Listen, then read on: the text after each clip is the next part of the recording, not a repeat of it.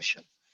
Okay, so I have the second person who will be sharing with us their profile.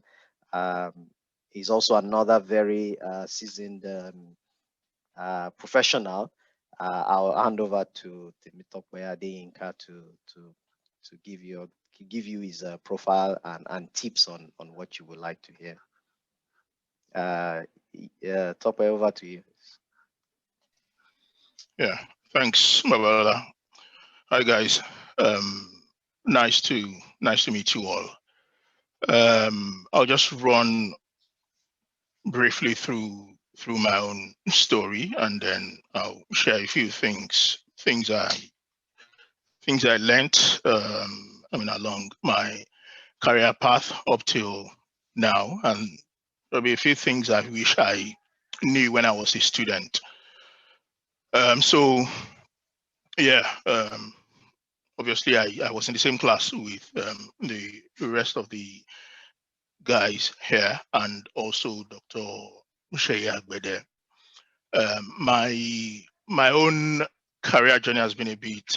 I think it's probably the most different in the sense that I have never actually practiced engineering, either as a chemical engineer or as another type of engineer. Well, apart from when I had my IT when I was in LAUTECH, I had my IT in an oil company, and then I was interning as a production operator. But apart from that, since I left LAUTECH, I have not practiced as a chemical engineer. So my first job out of school was in a bank, and the next one after that was also in a bank. But as Abiola said, I think one of the really important things, and I think which a lot of students in Nigeria, I think a mistake a lot of students in Nigeria make is try not trying to know the theory, not trying to. As one of the quotes, one of the life lessons Abiola has on his profile is know why. So a lot of students are not curious. They are not interested in knowing why. They just want to know the answer. It's more important to know why, to know how to get to the answer, to know the theory, to understand the connection between the answer and the theory, than just to know the answer. And the reason I say that is it helps you when you start working. It helps to distinguish you, to make you stand out. And the way you work, what that does for you is that you are not going to end up as a lot of people who just work as robots, who just do what they are told to do.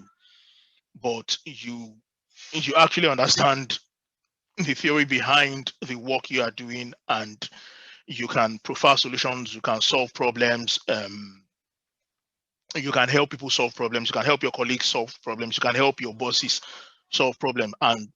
And when you help people to solve problems in your places of work, they notice you. And when the time come for, when opportunities arise, they will come to you, or when it's time for promotion, they consider you first. So well, I worked in the banking sector for a few years in Nigeria, and but well, if I go back a little bit to when I was still in uni, when I was still in LAUTECH, my original plan was to get out of LAUTECH and work in the oil industry as a reservoir engineer. That was my plan, that was my dream, but that did not happen.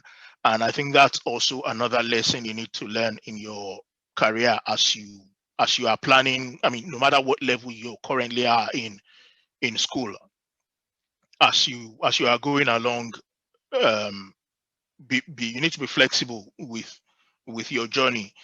Keep your eyes on your destination, but be flexible with your journey. There are different ways of getting to Lagos from Ogbomoso. You can go through Oyo, go straight through Oyo and go through Ibadan and go to Lagos, or you can decide to go another route, go via Iwo, or and still find your way to Lagos.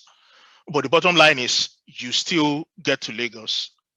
So the point I'm trying to make is be flexible with your journey. Sometimes don't be too fixated on this is the route I want to take. I mean, it's good to have that kind of plan, but sometimes they say life happens, and if your plans don't work, then you need to be flexible enough to change your plan, but with the aim of still arriving at your destination. So all the while when I was working in the bank in Nigeria, I still had a plan to still go back to the oil industry.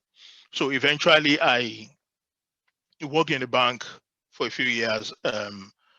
I saved some money while I was working in the bank, and I decided to come to the United Kingdom for a master's degree, and I did a master's degree in energy economics. So because I've had some experience in the banking sector, which is more commercial, and I thought I have an engineering background in chemical engineering, and I did a bit of petroleum engineering while I was in LAUTECH. So I decided that, okay, I'll look for a course that combines commercial and oil and gas engineering. And I saw the course I came to do, and I did that course. And that was the course that gave me an opening into the oil and gas industry. And after I finished my master's, I worked as a consultant in the oil and gas industry. So I did that internationally, worked on oil and gas across different countries in the world. Did that for about 7 years, and then I left that and moved on to the company I am currently with, which is BP PLC. They are not BP is not in Nigeria, so many of you might not know BP. But if you think of Shell, if you think of ExxonMobil, or if you think of Chevron, so you can think of BP. So they are all in the same category of major international oil companies. So, I mean, my journey has not necessarily been straightforward, but eventually I found my way to oil and gas, which is what I had always wanted to do when I was in the university. And although I have not done the engineering, but some of the things I learned when I was in uni, when I was in LAUTECH, some of the things I learned when I was doing my master's and when I was working when I started working in the oil and gas industry, some of those theories I learned helped the job to make sense to me. And the one of the main things, the kind of job I currently, well, not what I currently do, what I've done all the while in the oil and gas industry and what I currently do is mostly to work with people who are technical, and you need to be able to understand. I mean, you are not necessarily going to do their job, but you need to understand a lot of what they are doing. You need to understand their language to be able to translate their technical language literally into pounds or into dollars or into naira if you live in Nigeria, and make sense of how is that going to be commercial. So basically what I currently do is I work with people like Babalola Akinloye, people like Laolu, who are engineers who come up with things like all the technical parameters about a project or an asset. And I come I come in with from the commercial angle, and put a value on their technical input, and then I'm able to tell them that, okay, um, Laulu, this field you are looking at, this oil field you want to develop, mm, this is what it's going to be worth, and this, by the time I do my work, I'll be able to tell him if it makes sense for the company to put money in it or not to put money in it, to look in another place. And basically that's what I do in my work. So I mean, to break it down a bit, in terms of what I do, on one part, well, in the earlier part of my role, what I do was to help the company to decide whether to.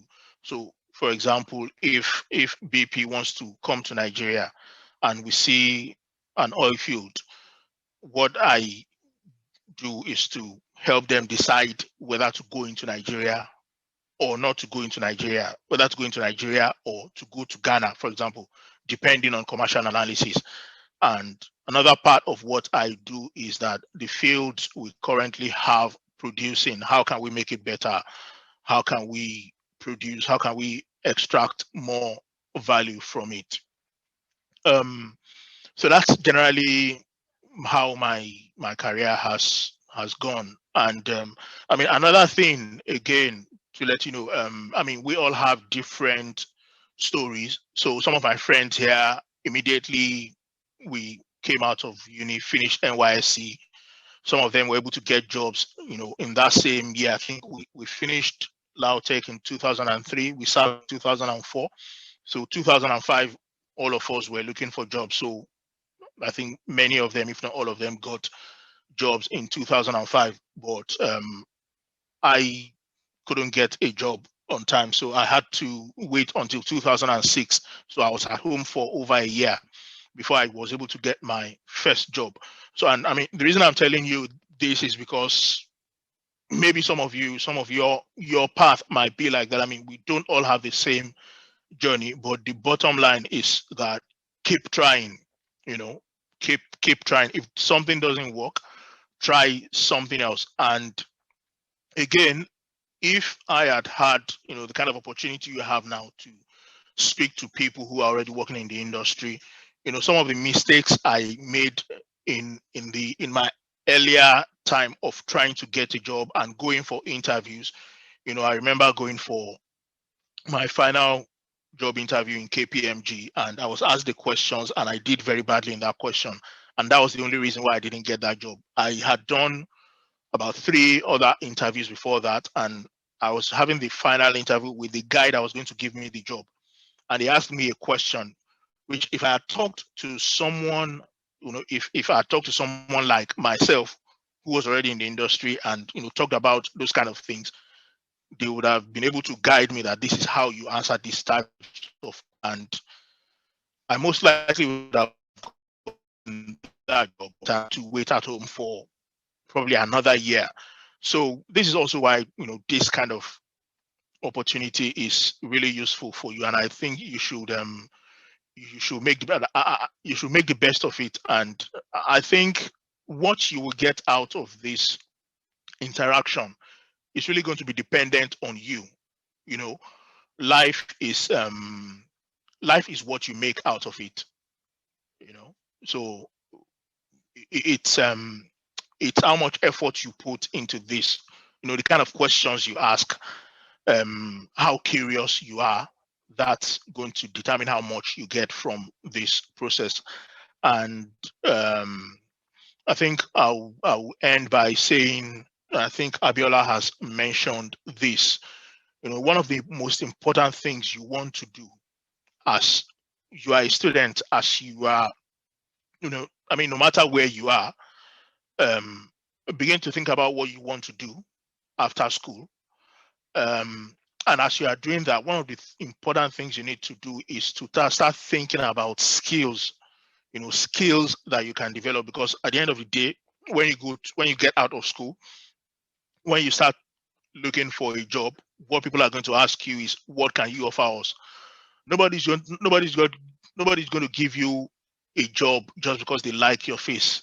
Even if people don't like your face, if you have something to offer them, they might be able to look past your face and offer you that job. So one of the things you want to develop is skills, and that's why I have that in one of my life lessons: skills, skills, skills, and skills.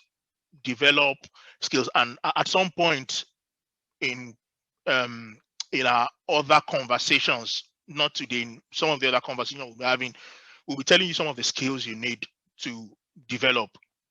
But just have that in mind, that you need to develop skills, and that's the only thing that's going to serve you in your career. When you have something to offer people, something to offer employers, something to offer your bosses, something to offer your colleagues, that's the only thing you have to sell. I mean, at the end of the day, when people are employing you, what they are paying for is your skills. So the salary you get is the value people are placing on the skills you have. So you need to start developing those skills now that you are still students. And then when you are ready to start looking for jobs, then you'll be able to walk into employers and tell them that this is what I can do for you. These are the skills I have. This is what I can do for you.